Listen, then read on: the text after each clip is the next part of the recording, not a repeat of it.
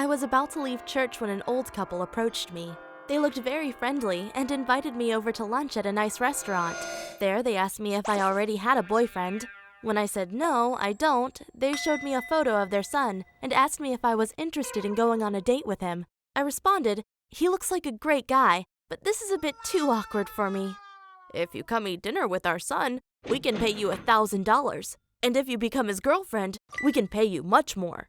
I had a bad feeling about this and wanted to say no, but I also needed the money, so I agreed. We all met up at the same restaurant the next day, and I took a seat right in front of their son. His name was Matthew, and he was really handsome. We talked for quite a while until his dad whispered into my ear, "You have to flirt with him harder. If you ask him out on a date, I'm gonna pay you another $2,000. "But why do you want me to do that? He's a handsome guy. I'm sure he can find a girlfriend himself." "That's the problem.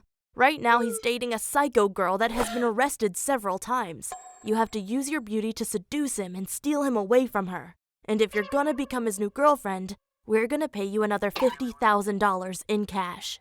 To be honest, I felt definitely attracted to Matthew, so I kinda enjoyed seducing him. I laughed about his jokes and kept smiling at him. But when I asked him out on a date, he said, "I'm sorry, but I'm already dating a girl." I didn't give up though and said, "That's okay, but can you help me move out of my apartment tomorrow? I need someone strong to help me." I could tell he was hesitant, but he was a nice guy, so he agreed to help me. Of course, there was no real move out, so I had to fake one. It was a complete waste of time and energy, but after he had brought all my furniture into a truck, I told him I had a special reward for him. I took him out for a private picnic in a small garden. It was very romantic, and I was wearing a very tight top. We were laying next to each other on the grass talking for hours. The vibe was so good I asked, "Can I lie on top of you?" "What do you mean?" And then I just went on top of him saying, "Sorry, my back hurts, I need a pillow." I could feel he enjoyed it, so he stayed like that until the sun set. Our date ended with us exchanging numbers, and just 2 days later, he called me up asking me out on another date.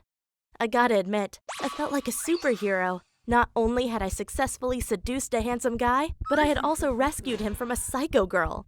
When we finally became an official couple, I went to his parents to collect my $50,000 reward. Fortunately, they gave it to me without hesitation, even though the dad asked me, "Will you continue to date our son?" I responded, "Probably yes, but I can't guarantee anything." "Look, you're the perfect woman for our son, and we would love to welcome you into our family. And if you're gonna marry him someday, you will never have to work another day in your life." "I'm sorry, but I won't marry someone for money." "Are you sure? If you marry our son, we can give you $500,000 as a wedding gift, and that's just the start." I really tried not to think about the money and only spend time with Matthew because I liked him. But the idea of never having to work again stayed in the back of my mind. And because Matthew was brought up with a religious background, he asked me to marry him after just 1 year of us dating. I immediately said yes, even though I can't say that I was madly in love with him.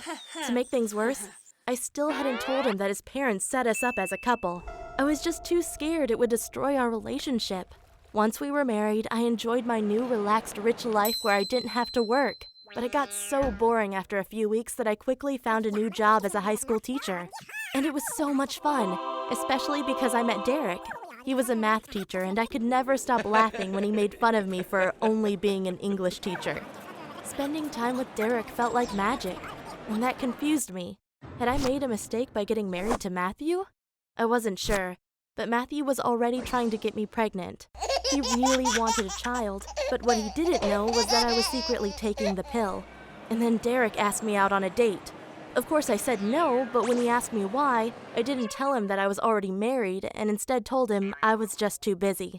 When I arrived home that day, without thinking, I told Matthew that I wanted a divorce. Of course he was shocked. For him this came out of nowhere because he thought we were a happy couple.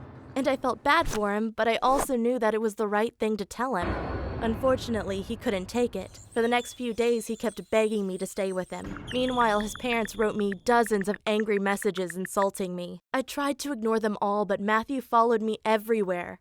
I got so sick of him that I wrote him the following message.